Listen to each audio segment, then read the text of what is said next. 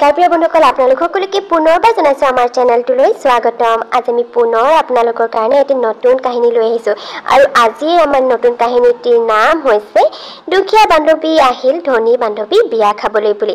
আৰু আশা কৰিছো ভিডিঅ'টো চাই আপোনালোকৰ নিশ্চয়কৈ ভাল লাগিব। তেন্তে আহকচোন এতিয়া আমি কাহিনীটিৰ মাজলৈ আগবাঢ়ি যাওঁ। এই মাত্ৰ যে পাৰ হৈ গ'ল নবু কোনো এজনী কিবা গাঁৱৰ পৰা কাৰোবাক কাম চাম কৰিবলৈ মাতাই আনিছা নেকি? হে দেখা তুমি যে কি কথাবোৰ কোৱা, গাঁৱৰ পৰা আকৌ কাম কৰিবলৈ কিয় মানুহ মতাই আনিম? আমাৰ চহৰত কিবা মানুহ নোহোৱা হৈছে নেকি? আৰু নহয় নহয়, তাই কোনো কাম কৰা ছোৱালী নহয়, তাই হৈছে আমাৰ মাজনীৰ বেষ্ট ফ্ৰেণ্ড। গতিকে বেষ্ট ফ্ৰেণ্ডৰ বিয়া খাবলৈ আহিছে। আমাৰ বাৰু নিবেদিতাইনো এইজনী বেষ্ট ফ্ৰেণ্ডে পাবগৈ লাগেনে বাৰু? ইমান গাঁৱলীয়া কেনেকুৱাজনী, দেখাতে কিবা ভিখাৰী ভিখাৰী যেন লাগিছে। একেবাৰে কি দুখীয়া ঘৰৰ নেকি বাৰু তেওঁ? এই দেখা তেনেকৈ কিয় কোৱা বাৰু? ছোৱালীজনী ঘৰৰ গাঁৱত বাৰু, আৰু ঘৰখন অকণমান দুখীয়া হয়, দেউতাকে খেতি বাতি কিবা কৰে। সেইবুলি তুমি এনেকৈ কৈছা যে শুনিলে বেয়া পাব নহয়, এনেকৈ নক'বা আকৌ। আৰু আমাৰ মাজনী শুনিলেতো তোমাক খঙেই কৰিব, বেষ্ট ফ্ৰেণ্ডৰ কথা এনেকৈ কৈছা বুলি গম পালে। গতিকে তোমাক এতিয়াতে কৈ থলোঁ, তাই মুখৰ আগত কিন্তু ভুলতো এনেকৈ নক'বা। মইনো কি মিছা কথাটো ক'লোঁ তোমাৰ মাজনীয়ে মোক খং কৰিবলৈ? যিটো সঁচা সেইটোৱে কৈছোঁ। তাইৰ বান্ধৱীক দেখিবলৈ এতিয়া ভিখাৰী নিচিনা, এতিয়া মই তাইক ভিখাৰী নিচিনা বুলি নকয় ৰাজকুমাৰী নিচিনা বুলি ক'লেহে হ'ব। মোক বেয়া পালে নহ'ব নহয়, মই যিটো কথা সেইটো কওঁৱেই, মানুহৰ মুখৰ আগতে কওঁ। ভাল পালেও পাওক, বেয়া পালেও পাওক, মোৰ একো আপত্তি নাই। এতিয়া তুমি চিন্তা কৰাচোন, কাইলৈ বিয়াৰ দিনাখন আমাৰ মাজনীয়ে একেবাৰে দামী সাজ পাৰ অলংকাৰ পিন্ধি কইনাৰ ৰূপত থিয় হৈ থাকিব, আৰু কাষতে থাকিব তাইৰ ভিখাৰী বেষ্ট ফ্ৰেণ্ডজনী। তাইতো চাগে কাপোৰ এযোৰ ভাল ঘৰৰ পৰা পিন্ধিবলৈ অনা নাই, নাহে চাগে, ক'ৰ পৰা আনিব? এতিয়া চিন্তা কৰাচোন, তেনেকুৱা এজনী কইনাৰ ওচৰত এনেকুৱা এজনী ভিখাৰী বেষ্ট ফ্ৰেণ্ড ৰখি থাকিলে কেনেকুৱা দেখাব বাৰু? মানুহবিলাকে কি বুলি ভাবিব বাৰু? এতিয়া চাবাচোন, বিয়াৰ গোটেই ফটোবোৰ এইজনীৰ কাৰণে দেখিবলৈ বেয়া হ'ব। নিবে মই পাই গ'লোহি চা। কি পাই গ'লোহি চা? কাইলৈ মোৰ বিয়া আৰু তই আজি আহিছ, তাকো জোৰোণ চোৰোণ চব দি যোৱাৰ পিছত। মই তোক বহুত বেয়া পাইছোঁ সঁচাকৈ। তোক মই ৩-৪ দিন আগতে মাতিছিলোঁ, মইতো এসপ্তাহৰ আগতে মাতিছিলোঁ, তথাপিতো তই আহিব নোৱাৰোঁ বুলি কোৱাৰ কাৰণে ৩-৪ দিন আগত আহিব কৈছিলোঁ। আৰু তই আহিছ কেতিয়া? বিয়াৰ আগদিনা, তাকো জোৰোণ দি গুচি যোৱাৰ পিছত। নিবে মোক মাফ কৰি দে, তইতো জানই ঘৰত মোৰ কিমান কাম থাকে, সেইটো কাৰণে আকৌ। তাতে এতিয়া খেতি বাতিৰ দিন আহি পোৱা নাই জানো? গতিকে ঘৰখনত এটা কামো মা দেউতাক সহায়ো কৰি দিব লাগে, সেইকাৰণেহে আহিব নোৱাৰিলোঁ কিবা। তই মোক ক্ষমা কৰি দিব নোৱাৰনে? এতিয়া আহিলোঁ নহয়, বিয়াৰ দিনা জানো মই নহাকৈ থাকিলোঁ? বিয়াৰ আগদিনাখনেই আহিলোঁ। আৰু মই জানো তই মোক কেতিয়াও বেয়া নাপাওঁ, কাৰণ তই মোৰ বেষ্ট ফ্ৰেণ্ড হয়। আৰু এই নিবেদিতা বেষ্ট ফ্ৰেণ্ডে এই বৰ্ণালী বেষ্ট ফ্ৰেণ্ডক কেতিয়াও বেয়া পাব নোৱাৰে।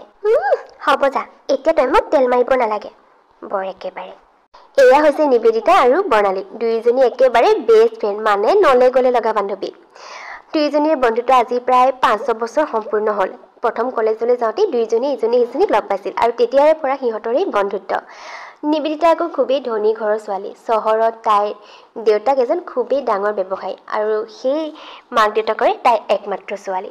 আনহাতে বৰ্ণালী ঘৰ আকৌ গাঁৱত বৰ্ণালীৰ দেউতাক এজন সাধাৰণ কৃষক। খেতিয়কৰ জীয়েক বৰ্ণালীৰ ঘৰখন নিবেদিতাহঁতৰ ঘৰৰ তুলনাত বহুত বেছিয়ে দুখীয়া, কিন্তু তথাপিও ধনী দুখীয়াৰ এই পাৰ্থক্য যেন সিহঁতৰ বন্ধুত্বৰ মাজত কোনো দিন একো প্ৰভাৱ পেলোৱা নাই। সেই সকলোবিলাক বাধা নেওচি দুয়োজনীয়ে সিহঁতৰ বন্ধুত্ব খুবেই সুন্দৰকৈ এই 6টা বছৰ পাৰ কৰি আহিছে, আৰু এই বন্ধুত্ব সিহঁতি গোটেই জীৱন ৰাখিব বুলি ইজনী সিজনীক কথাও দিছে। আৰু তাতে এতিয়া কাইলৈ নিবেদিতাৰ বিয়াও খুবেই ধনী মানুহ এঘৰৰ লগত ঠিক হৈছে। নিবেদিতাৰ গিৰিয়েকৰ ঘৰখনত যাৰ লগত তাই বিয়া হ'বলৈ ওলাইছে, তেওঁলোকৰ ঘৰো একেখন চহৰতেই। তেওঁলোকৰ ঘৰতো আছে মাক দেউতাক আৰু নিবেদিতাৰ গিৰিয়েক, আৰু নিবেদিতাৰ গিৰিয়েকৰ ভায়েক এজন। গতিকে এতিয়া নিবেদিতাৰ বিয়াতেই উপস্থিত হ'বলৈ আহিছে তাইৰ দুখীয়া বান্ধৱী বৰ্ণালী। তাকে দেখি আকৌ নিবেদিতাৰ পেহীয়েকৰ যে খং, ধনী ভতিজাকৰ লগত দুখীয়া বান্ধৱী এজনী বিয়াৰ দিনাৰ লগত থিয় হৈ থাকিলে একেবাৰে কেনেকুৱা লাগিব বুলি তেওঁৰ আকৌ চিন্তা। তেনেকৈ সেইটো দিন পাৰ হ'ল, আৰু তাৰ পিছদিনাখন বিয়াৰ দিনা।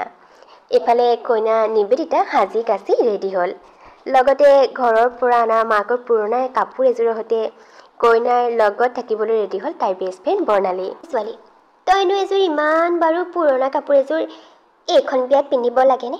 তই জানো দেখা নাই কিমান হাই ফাই বিয়া, একেবাৰে 5 ষ্টাৰ হোটেলত বিয়াৰ আয়োজন কৰা হৈছে, আৰু তই কি কাপোৰ পিন্ধিছ বাৰু এইযোৰ? সঁচাকৈ দেই, কিছুমান মানুহ যে একেবাৰে ভিখাৰী মুঠতে। আৰু তই এইযোৰ কাপোৰ পিন্ধি আমাৰ মাজনীৰ ওচৰত থিয় হৈ নাথাকিবি, মানুহে দেখিলে হাঁহিব। আৰু তাইৰ বিয়াত তাইৰ বিয়াৰ স্মৃতিবোৰ তই এনেকৈ ভিখাৰীৰ নিচিনাকৈ তাইৰ ওচৰত ৰখি থাকি চব ফটোতে ওলাই বেয়া নকৰিবি বুজিছ। তই আজি তাইৰ পৰা অকণ দূৰে দূৰে থাকিবি। সেই বুলি কৈ পেহীয়েক তাৰ পৰা গুচি গ'ল। আৰু পেহীয়েকৰ কথাবিলাকে বৰ্ণালী মনত খুবেই দুখ দিলে।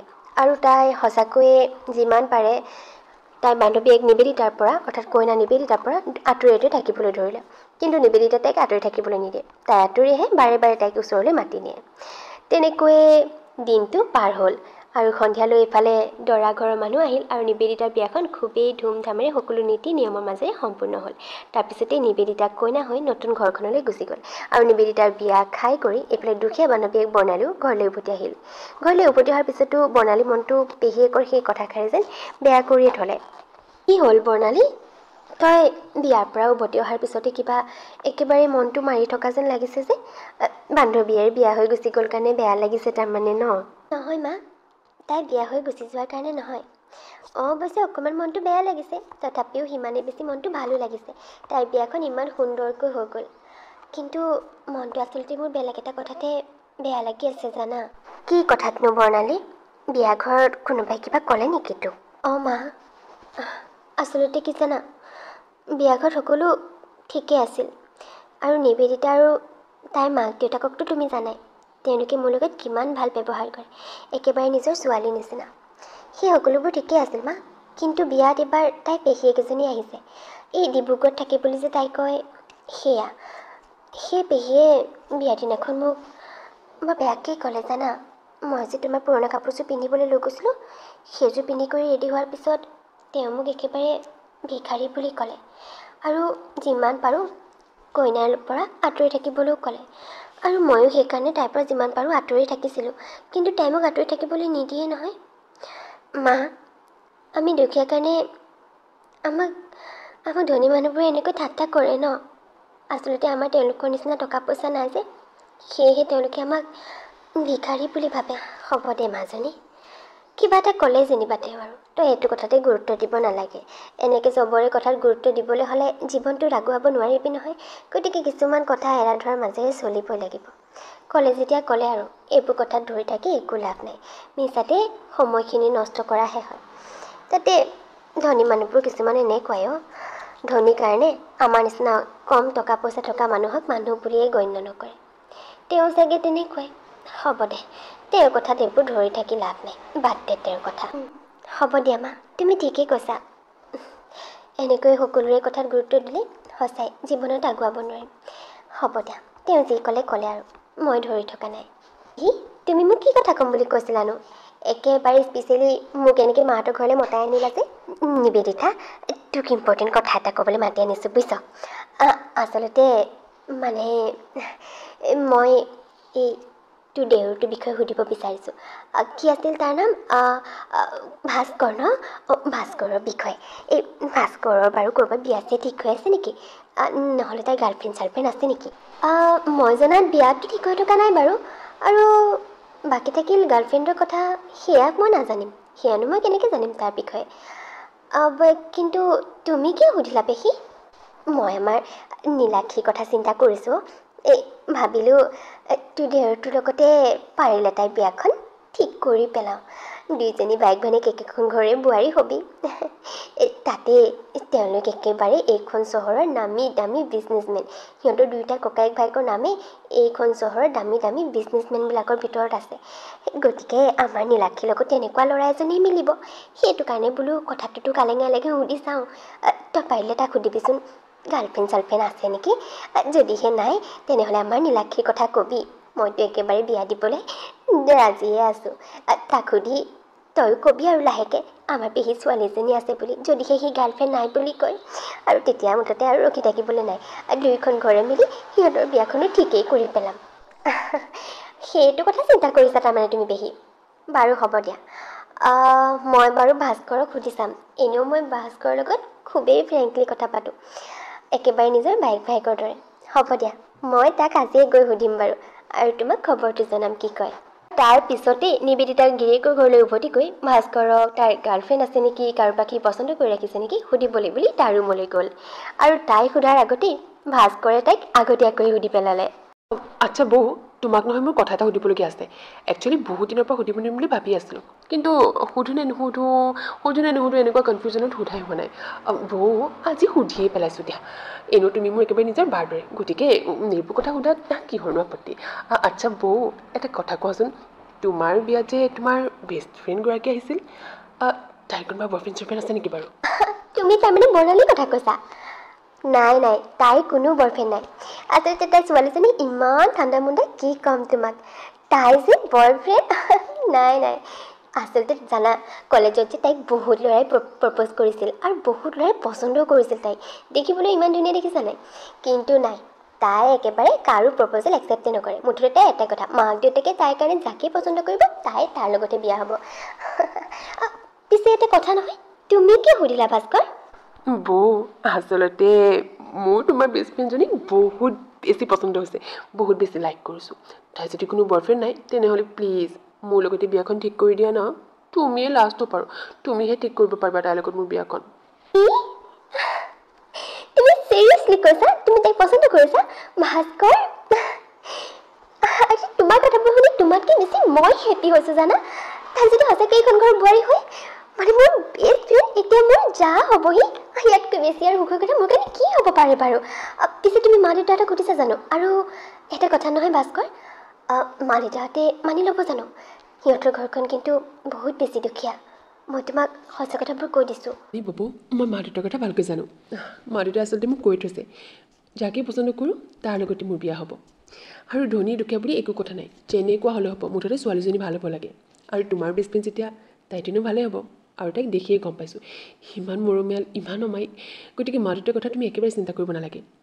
মাত্ৰ তাই য়েছ বুলি ক'লেই হ'ল, তাৰপিছতেই বিয়া ফাইনেল। মানে যেতিয়া নিবেদিতাই গম পালে যে আচলতে তাইৰ দেউৰীয়েকে তাইৰ বেষ্ট ফ্ৰেণ্ড বৰ্ণালীক পচন্দ কৰিছে, তাই যেন ফূৰ্তি সিমানেকৈ হৈ পৰিল। আৰু তাৰ পিছদিনাখনেই তাই পেহীয়েকক আহি সকলোবোৰ কথা ক'লে যে পেহীয়েকে তাক সুধিবলৈ কৈছিল যিহেতু তাইৰ গাৰ্লফ্ৰেণ্ড আছে নে নাই, আৰু সেয়া সুধিবলৈ যাওঁতে যে সি বৰ্ণালীক পচন্দ কৰাৰ কথা ক'লে। আৰু এইফালে পেহীয়েকৰ শুনিয়েই কথাটো একেবাৰে খং গৈ মূৰ চুলি আগফালেগৈ। যিজনী বৰ্ণালীক ভতিজাকৰ বিয়ালৈ আহোঁতে তেওঁ দুখীয়া বুলি ইমান ঠাট্টা কৰিছিল, আৰু আজি জীয়েকক বিয়া দিম বুলি ভবা ল'ৰাটোৱে তাইকহে পচন্দ কৰিলে। খঙত একেবাৰে হিংসাহত পেহীয়েক তাৰ পৰা উচাত মাৰি গুচি গ'ল। আৰু এইফালে তাৰ দুদিনমানৰ পিছতেই বিয়াৰ প্ৰস্তাৱ লৈ দেউৰীয়েক আৰু বৌয়েক পালেহি বৰ্ণালীহঁতৰ ঘৰ। আৰু বৰ্ণালী মাক দেউতাকেতো ভালেই পালে, ইমান ধনী মানুহৰ ঘৰলৈ তাইক বিয়া দি উলিয়াই দিব। ইয়াতকৈ বেছি সুখ আৰু তেওঁলোকৰ বাবে কি হ'ব বাৰু? গতিকে দুয়োখন ঘৰৰ পৰা বিয়া ফিক্স হৈ গ'ল। আৰু চাওঁতে 2 মাহৰ ভিতৰতে এইবাৰ ভাস্কৰ আৰু বৰ্ণালীৰ বিয়াখনো হৈ গ'ল। আৰু সিহঁতৰ বিয়াখনৰ আটাইতকৈ বেছি সুখী হ'ল তাইৰ মৰমৰ ধনী বেষ্ট ফ্ৰেণ্ড নিবেদিতা। আৰু দুয়োজনী জা জুলি হৈ সুখে দুখে সেইখন ঘৰত থাকিবলৈ আৰম্ভ কৰিলে। তেন্তে আমাৰ কাহিনীটো কৰিছোঁ ইমানতে শেষ। যদি আপোনালোকে চাই ভাল পালে তেন্তে প্লিজ ভিডিঅ'টো লাইক আৰু এটা কমেণ্ট কৰি দিব। আৰু যদি আপোনালোকে আমাৰ চেনেলটোত নতুন তেন্তে প্লিজ আমাৰ চেনেলটো ছাবস্ক্ৰাইব কৰি থৈ যাব। তেন্তে লগ পাম পুনৰ এটা নতুন ভিডিঅ'ৰ সৈতে। তেতিয়ালৈকে বাই।